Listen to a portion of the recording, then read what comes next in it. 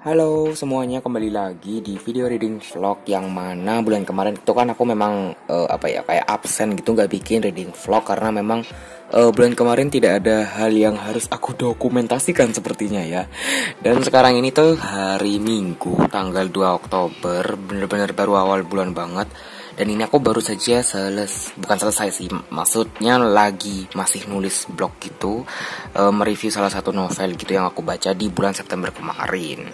Dan seperti yang bisa kalian lihat di sini sudah ada novel yang aku akan dokumentasikan sepanjang membaca sepanjang bulan Agustus. Astagfirullahaladzim, sepanjang bulan Oktober ini. Dan ini adalah Alias karyanya Rui Mehta. Dan bulan Oktober itu kan memang identik dengan yang horor-horor gitu ya. Jadi aku memutuskan untuk dokumentasikan aku membaca novel ini saja, meskipun ini sudah ada tanda-tanda ya, tanda-tanda maksudnya anotasi tanda-tanda di buku ini yang udah aku berikan. Dan ini aku sudah nyampe halaman 102. Dan ini adalah pertama kalinya aku membaca karyanya Rui Mehta. Dan oke, kita akan bahasnya satu-satu dulu kali ya. Kita akan bahas dari bagaimana ini ceritanya dituturkan. Aku suka, narasinya bagus. Dia itu metaforik tapi in a good way gitu loh, paham gak sih? Jadi ya kayak gitu intinya untuk yang narasi. Kemudian dari segi cerita juga unik ya menurut aku, kayak nggak pernah nemu cerita-cerita kayak gini sebelumnya. Dan juga di sini tuh tokoh utamanya seorang penulis, jadi kayak ya oke lah gitu. Dan di sini kayak lucu aja gitu karena di sini ceritanya si tokoh utama ini dia suka sama salah satu penulis gitu kan. Jadi ini ya dia penulis yang suka sama penulis lain gitu. Dan di situ digambarkan kalau dia itu membeli novel yang judulnya Misteri Patung Garam, which is itu juga salah satu karyanya si Rui Mehta. Dan ini menurut aku lucu aja sih, kayak unik, kayak promosi secara halus ya. Tapi ya oke lah, itu di luar cerita yang gimana-gimana banget gitu kan. Dan di sini ceritanya sebenarnya makin ke belakang tuh makin mengerikan ya, jujur menurut aku kayak agak-agak bikin parno juga ya. Dan bahkan aku sempat di tengah-tengah membaca buku ini aku kayak break dulu gitu, dan aku keluar gitu kan, keluar ke Indomaret. Dan aku agak parno sendiri sih karena apa yang dialami toko di sini, kayak ya Allah semoga jangan kejadian ya. Dan ini karena aku udah nyampe di halaman 100, lumayan banyak hal yang terjadi. Intinya di sini bercerita tentang penulisnya ini yang namanya Jeruk. Lucu banget gak sih namanya Jeruk? Dan si Jeruk ini ya penulis bestseller gitu kan.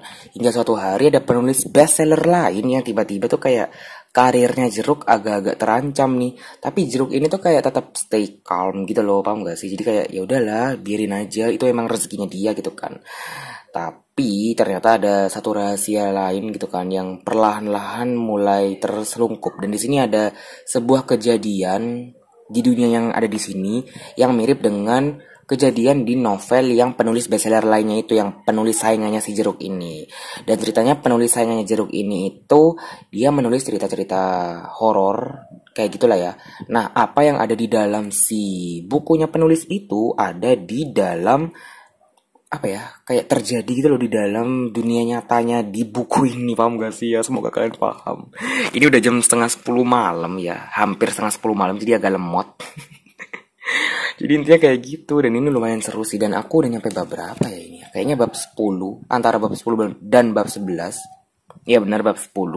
Dan ini ada gagaknya gitu, aku gak ngerti ini maksudnya apa. Dan kebetulan banget aku tadi sore ya itu membaca The Raven karyanya Edgar Allan Poe. Dan itu gagak juga kan namanya juga The Raven. Jadi kayak ini ada hubungannya gitu sama The Raven. Meskipun aku nggak ngerti ini masih apa hubungannya, tapi ya bagus lah. Dan aku menemukan kesadaran kalau cover novel ini sebenarnya agak sedikit creepy kalau dilihat-lihat. Aku gak mau kasih tahu, jujur ini udah malam. Aku gak mau kasih tahu biar aku nggak terlalu creepy. Udah parno sama isi ceritanya, jangan dibikin parno sama covernya juga. Jadi itu aja ya untuk sinopsis singkat tentang Alias ini. Jujur aku belum baca blurb di belakangnya, jadi aku emang gak terlalu suka membaca blurb di belakang sebelum aku benar-benar selesai. Hampir 5 menit aku ngomong gini doang, jadi aku udahin dulu. Dan di sini aku akan kasih tahu beberapa judul lain yang mungkin aku akan dokumentasikan di reading vlog kali ini. Oke, aku agak bingung ini mau mendokumentasikan apa. Kayaknya aku akan dokumentasikan ini, Mob Psycho 100. Ini komik dan aku udah beli ini dari bulan lalu. awal bulan lalu, September bulan lalu. September tuh emang bulan lalu. Gimana sih, ya Allah. Intinya aku akan mendokumentasikan ini juga. Dan aku nggak tahu ini bacanya mungkin minggu depan ya. Jadi tunggu itu selesai dan beberapa judul lain akan aku selesaikan juga gitu. Sementara itu dulu dan aku akhiri dulu untuk update tanggal 2 Oktober ini. Dadah.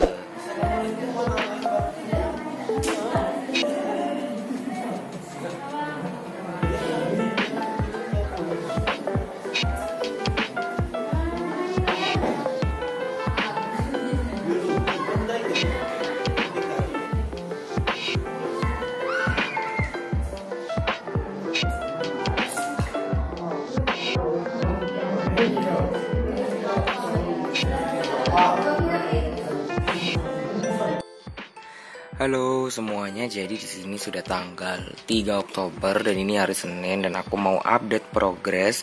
Dan kalau kalian kaget ini ngapain aku ada di bawah, ini beneran aku di bawah ya. Karena aku baru saja habis take. Ini bukan take buat ngapa-ngapain banget sih, karena niat banget gitu kan nyiapin lighting dan juga nyiapin holder tripod gini. Bukan buat nge-review atau tiba-tiba aku jadi channel yang membuka wajah gitu ya, bukan. Ya meskipun emang udah kelihatan sih ya mungkin kalian di beberapa video, tapi karena aku baru aja selesai bikin tugas video gitu, jadi makanya kenapa aku mempersiapkan segalanya ini. Dan di luar tuh udah gelap, udah malam ya, jadi makanya kenapa aku pakai lighting biar bagus aja. Dan di sini aku mau update progres membaca alias ini.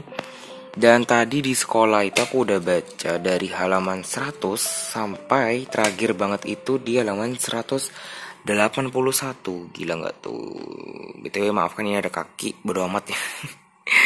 Ini ada 181 dan wow, plot twistnya udah keungkap gitu. Udah lumayan kayak ada plot twist gitu lah ya di dalam novel yang ini. Dan itu bener-bener bikin aku kayak shock. Kayak bisa-bisanya gitu loh, kayak cerdas banget penulisnya, mikirnya sampai ke situ. Bener-bener aku aku melongo waktu baca plot twist tuh, kayak gila, aku nggak pernah nemuin plot twist kayak gini di novel-novel yang lain. Dan ini kayaknya emang bener, makanya kenapa orang-orang banyak banget yang suka sama tulisannya Rui Meita. So mulai sekarang aku akan mulai mencari-cari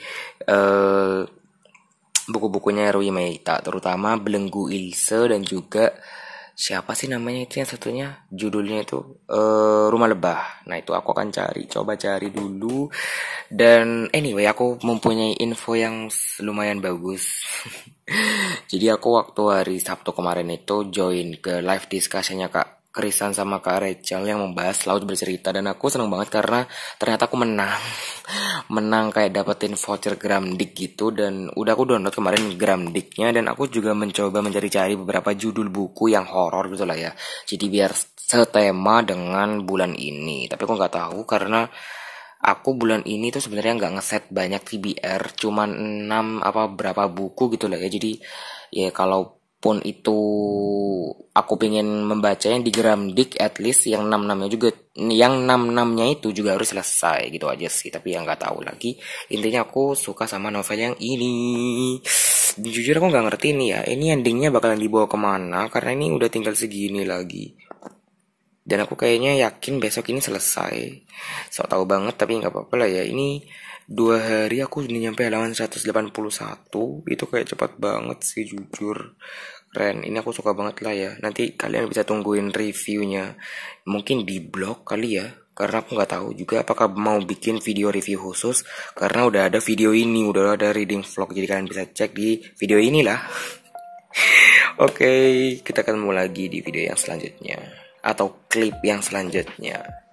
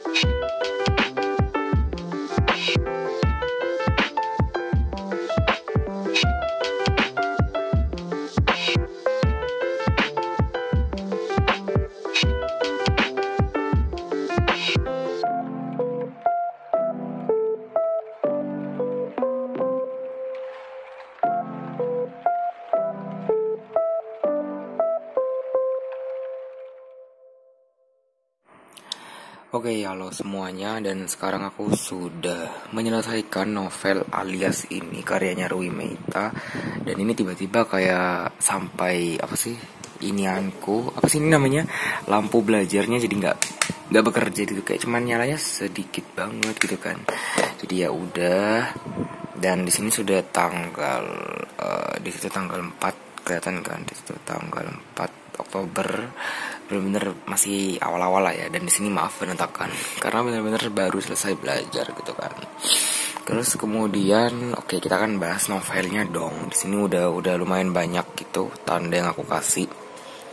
Dan ini plot twistnya emang keren sih, kayak pinter banget plot twistnya gitu kan, kayak wow, nggak pernah aku temukan di beberapa novel horor lainnya yang sudah pernah aku baca. Tapi aku nggak ngerti kenapa ya, kok rasanya setelah plot twistnya tuh diungkapin kok kayaknya agak datar gitu, agak flat. Jadi kayak ketegangannya dan juga suspense-nya tuh agak nurun menurut aku ya. Jadi ya kayak ya udah biasa aja gitu.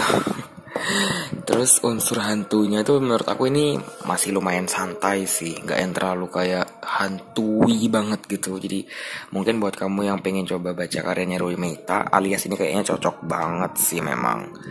Dan di sini ada satu hal yang lucu tentang Alan, which is pacarnya si tokoh utama Jeruk. Jadi ada kayak semacam bukan background ya, istilahnya tuh rahasianya si Alan yang terbongkar. Tapi itu bikin kayak bikin ngakak, sorry maaf ya. Jadinya kayak gitu aja sih. Dan impresiku sebenarnya bagus banget sama cerita ini, kayak gak nyangka gitu kan. Pokoknya 2/3 buku ini dibuat 2/3 dari awal tuh aku bisa bilang bagus banget. Dan oke lah, pokoknya ini benar-benar sebuah pengenalan yang bagus terhadap karyanya Rui Meita. Dan aku benar-benar apresiasi banget sih. Dan menggairahkan jadi orang tuh banyak yang suka dengan novel yang ini. Apalagi ini katanya kan langka ya, jadi makin plus gitu kan. Dan waktu hari Minggu kemarin tuh kenapa aku kok kayak agak ngeri-ngeri gitu mau bahas covernya. Look at this. Jadi ini kalau kalian kenain cahaya sih sebenarnya. Jadi di sini tuh kayak ada penampakannya gitu loh, paham gak sih? Jadi kalian kayak ngelihat wajah gitu gak sih di sebelah sini? Please jangan bilang aku aja. Jadi ini lebih jelasnya kalau kena cahaya gitu atau kena flash. Bentar aku nyalain flash dulu. Nah ini udah nyalain flashnya, dan waktu kemarin itu aku nggak nyalain flash. Jadi aku kayak merasa kayak ada yang biasa-biasa saja, janggal gitu dengan novel yang ini. Dan ini kalian, ini kalau aku jauhin, terus ini agak aku zoom, ini kalian kelihatan nggak ada kayak penampakannya gitu, kayak ada bener-bener penampakan. I'm so scared. Kelihatan gak sih ini? Oh my god, aku jadi takut. Jangan di zoom Kiki, ya Allah ini. Kelihatan gak sih? Semoga kelihatan ya. Dan kalau kalian mau lebih kelihatan lagi, kalian bisa cek ke Goodreads dan kalian cek aja ini judul Alias. Kalian bakal ngeliatin di sudut kiri atasnya ini ada penampakannya di situ. Dan aku baru nyadar waktu mau update progress gitu kan, kok ada yang berdiri gitu loh di situ. Jadi makanya kayak oke, ya I'm scared. Terus ngelihat yang aslinya kok nggak ada gitu kan. Jadi aku bingung juga. Oke. Gak mau ngomongin ini, udah malam soalnya. Sekarang udah jam 6:30 sebenarnya. Dan aku ngomong pelan karena aku mager aja. Oke, kayak gitu aja sih. Oh ya, aku akan kasih tahu satu hal lagi. Oke, jadi karena temanya horor untuk bulan ini, jadi sekalian aja nih aku kasih tahu, bukan kasih tahu sih, maksudnya mau masukin judul yang ini juga ke dalam reading vlog di bulan ini. Jadi biar satu tema gitu loh maksudnya. Karena ini masih horor. Dan ini aku pinjem dari pojok literasi sekolah ya, udah lama sih, dari bulan Mei apa Juni gitu. Dan ini rasanya adalah waktu yang tepat untuk membacanya karena genrenya horor dan ini adalah novel remaja gitu. Ini ya, terbukti nih buku remaja, teen lit. Dan kayaknya topik kayak gini maksud aku bacaan yang kayak gini nih, yang maksudnya tuh horor tapi untuk remaja yang ringan banget gitu loh. Jadi kayak membangkitkan selera dan suasana horor di bulan Agustus gitu kan. Dan kayaknya cantik banget nih kalau dijajarin nih. Cantik banget gak sih? Tapi kayaknya pencerahannya kurang ya, bentar dulu. Nah kan kalau kayak gini lebih bagus tuh ya. Ini ya kalau digelapin dikit gitu. Ya Kiki malah mainan sama kamera. Oke, intinya kayak gitu, kayak bagus aja gitu kan kalau dijejer. Terus jadi thumbnail mungkin. Kalau misalnya kalian ngeliat thumbnailnya ini ya berarti tadi aku bener-bener menjadikan ini sebagai thumbnail. Dan ini sembari tadi aku habis belajar dan beres-beres, ini aku juga lagi ngebalisin komen di video-video aku gitu kan. Aku nggak ngerti video aku sekarang gak aneh. Ngepostnya kayak agak-agak acak gitu, tapi ya tetap di 3 hari utama itu sih, antara hari Selasa, Kamis atau Sabtu. Dan gitu aja sih kayaknya ya. Jadi mungkin di reading vlog bulan ini kemungkinan ada 3 buku. Jadi alias udah. Terus Bleeding Survivor ini karyanya Jacob Julian. Dan juga si Mob Psycho 100 yang waktu itu udah pernah aku tunjukin. So stay tune aja. Dan aku gak ngerti durasi reading vlog ini bakalan berapa panjang. Jadi ya I'm so sorry. Halo semuanya, ini sudah bukan hari Rabu sih, hari Kamis ya, sorry. Ini hari Kamis tanggal 6 Oktober dan aku lupa belum update ini kan kemarin karena kemarin lumayan hektik. Jadi aku baru sempat untuk update Bleeding Survivor ini karyanya Jacob Julian. Dan di sini so far aku sudah nyampe halaman 150. Sebenarnya ini belum selesai gitu sih, kayak tinggal beberapa halaman lagi sebelum babnya ini selesai. Sekitar halaman. Nah ini babnya mau masuk ke bab 11 nih. Dan di sini jujur semakin ke belakang tuh kayak agak kaget sih aku ya. Jadi ini ceritanya tentang Peter gitu, tapi panggilannya Pete gitu kan. Dan apa ya, istilahnya dia tuh kayak jadi korban bully di sekolahnya dan dia bermimpi untuk bisa membalaskan dendamnya gitulah ya. Nah, dan di sini udah mulai ada sedikit adegan dan konflik banget gitu, bener-bener sampai kayak memuncak gitu sih konfliknya. Dan ini lumayan tipis ya bukunya, itu kayak sekitar 200-an halaman kayaknya. Jadi makanya ini lumayan juga sih ngabisinya tuh, kayak ya cepet lah. Ini aku baru bacanya kemarin sebenarnya. Dan ini lumayan enak narasinya dan ini unik banget sih karena ini kayak aku nggak tahu ya Jacob Julian ini. Aku belum nge-search Jacob Julian ini tuh orang Indo atau orang luar, soalnya tulisannya bener-bener kayak novel-novel terjemahan gitu. Jadi aku kayak wow, suka gitu kan sama gaya berceritanya. Dan di sini aku awalnya kayak bingung kenapa judulnya Bleeding Survivor. Dan setelah baca sampai sini 150-an ini, aku jadi ngerti gitu kan kenapa dinamakan Bleeding Survivor. Dan memang buku ini agaknya berdarah-darah sih ya. Ini scene yang aku baca ini sekitar 2-3 bab ke belakang ini yang aku baca, dari yang aku terakhir baca ini yang babnya ini itu jujur berdarah-darah. Jadi ya memang harus siapkan diri aja karena aku emang gak siap sebenarnya, kayak wow ada darahnya juga gitu kan. Oke, jadi itu tadi untuk update di hari Kamis ini ya. Dan BTW jangan salfok, ini ada gelas Starbucks tapi isinya bukan Starbucks, itu isinya kayak cuma semacam apa ya, minuman rasa taro gitu terus dibekuin. Ya udahlah, intinya kayak gitu. Aku akan lanjut ini tapi kayaknya aku lanjutnya besok sih karena sekarang udah lumayan malam, jadi ya aku mau tidur. Dadah.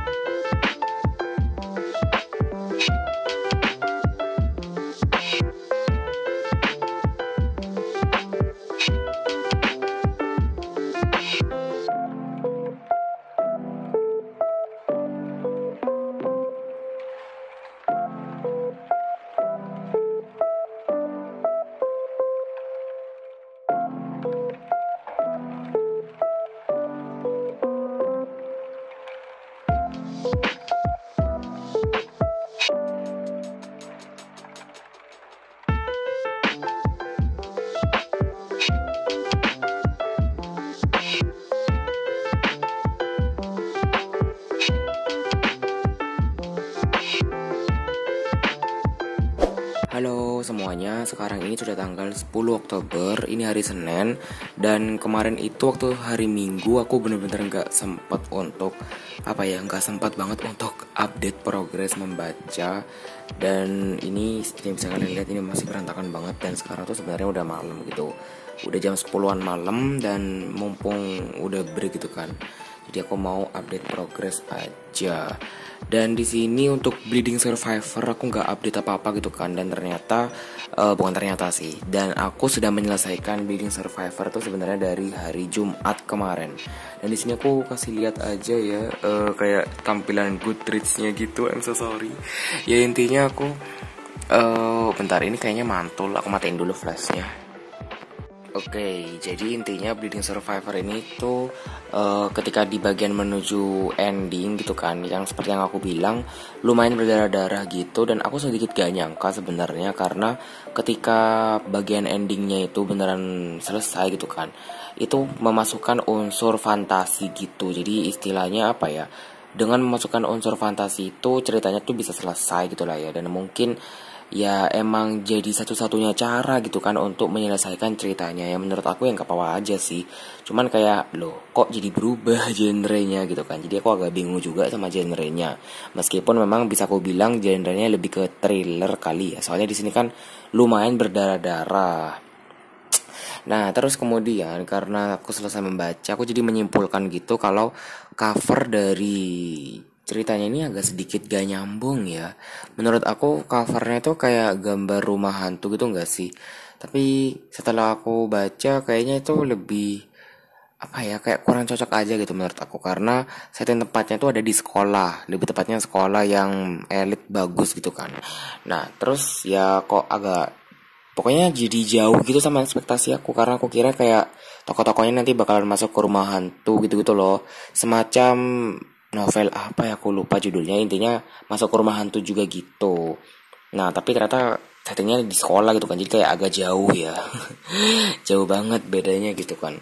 Dan untuk rating buku yang Building Survivor ini aku kasih ratingnya 4 dari 5 bintang. Lumayan oke. Dan sebenarnya aku suka dengan gaya berceritanya penulis, kayak bener-bener kita lagi baca novel-novel terjemahan. Nah kemudian kita lanjut kepada komik yang ini, yang waktu itu sempat aku kasih lihat juga di depan-depan gitu. Dan di sini aku sudah selesai juga kemarin tanggal 9 Oktober. Dan di sini ada beberapa tanda gitu yang aku kasihkan di dalam komik yang ini, karena cukup banyak juga pesan-pesan yang bagus. Jadi ceritanya ini adalah sebuah anak SMP, aku agak lupa nama lengkapnya. Intinya dia tuh dipanggilnya Mob gitu kan. Di belakangnya ada sih. Intinya dia dipanggil Mob, dan dia ini Esper ya, bilangnya di sini Esper. Esper tuh kayak semacam makhluk yang bisa lihat hantu dan juga bisa mempunyai kekuatan paranormal dan gitu-gitulah. Nah ini dia namanya, itu adalah mana sih? Ya kelihatan ya gambar hantunya. Shigeo Kageyama itu ya nama aslinya, tapi aku lebih sukanya manggil Mob. Dan teman-temanku yang memang udah pernah nonton animenya juga memanggilnya Mob sih ya, jadi ya lebih gampang aja. Jadi intinya si Mob ini adalah anak SMP yang tadi itu, yang bisa lihat hantu dan bisa mengendalikan kekuatan supernatural gitu. Dan dia ternyata punya limit, jadi dia punya limit batas kemarahan gitu sampai 100%. Dan ketika itu nyampe 100%, ya otomatis segala sesuatu yang ada di sekitarnya bakalan hancur gitu kan. Jadi ya kayak gitu. Dan kalau untuk gambar sebenarnya aku nggak terlalu gimana-gimana banget. Kayak gambarnya menurut aku agak kasar ya. Jadi kayak aku bingung juga ya cara menjelaskannya. Intinya gambarnya tuh bukan yang wow banget gitu sih sebenarnya, tapi bukan yang jelek juga gitu kan. Nah tapi sayangnya aku nggak ngerti sama ceritanya sebenarnya. Aku kayak bingung ini ceritanya menceritakan apa ya gitu loh. Kayak aku nggak ngerti genrenya apa sebenarnya, karena meskipun di sini ada satu hal yang unik menurut aku, kayak penulis bisa memasukkan unsur mental health juga terhadap remaja, kesehatan mental terhadap anak remaja gitu kan. Tapi kok kayaknya aku nggak ngerti, karena tiba-tiba ada hantu-hantuan gitu kan, tiba-tiba ada thriller, tiba-tiba ada action gitu kan. Ini apa ya genrenya, aku agak-agak bingung juga gitu kan. Dan ada satu scene juga yang bikin creepy gitu, jadi kayak Jadi ya intinya kayak gitu sih. Dan untuk komik yang ini aku cuma bisa kasih ratingnya tuh 3 dari 5 bintang. Dan oke, kayaknya segitu aja ya untuk reading vlog di bulan Oktober ini. Aku tahu kayaknya fail. Durasinya panjang, molor, fail gak jelas. Jadi ya kayaknya daripada makin lama, jadi aku akhiri aja reading vlognya sampai sini. Makasih banget buat yang sudah nonton, dan kita akan ketemu lagi di reading vlog yang selanjutnya. Dadah.